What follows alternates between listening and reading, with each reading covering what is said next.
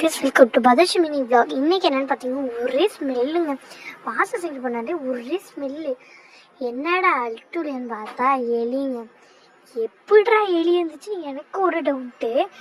எங்கேருந்து வந்துட்டு சரின்ட்டு எங்கள் அப்பா அதெல்லாம் பிடிச்சி கேரி பேக்கில் போட்டு கொடுத்துட்டாங்க. சரியான ஸ்மெல்லுங்க.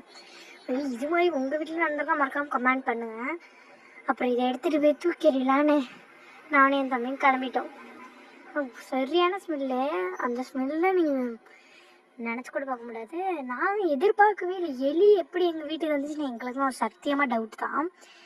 எப்படின்னு தெரில. ஆனால் எலி இருந்துச்சு. ரொம்ப ரொம்ப பெரிய எலிலாம் இல்லை, குட்டி எலி தான்.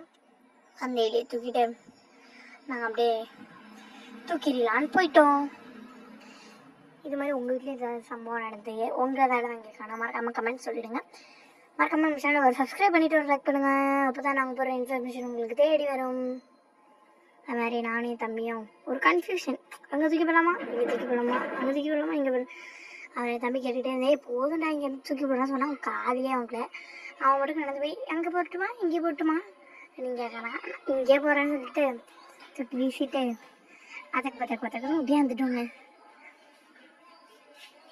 அதுவும் நாங்கள் வந்து என் தம்பி வந்து அவனே ஒரு சரியான லூஸு. அவன் வந்து என்ன பண்ணுறோம் ஏது பண்ணுறது தெரியுமா, அவன் இஷ்டத்துக்கு ஜாலி டைப். அவன் ஒரு ஜாலி டைப். அவன் இருந்தீங்கன்னா சிரிச்சுக்கிட்டே இருக்கலாம்.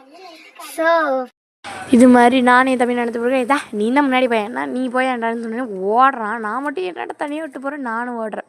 இது மாதிரி உங்கள் தம்பி உங்களை விட்டுட்டு ஓடிடுவாங்களா? மறக்காமல் நம்ம சேனலை சப்ஸ்கிரைப் பண்ணிவிட்டு லைக் பண்ணிட்டு பதர்ஷி மினி vlog ஒரு சப்ஸ்கிரைப் பண்ணிவிடுங்க.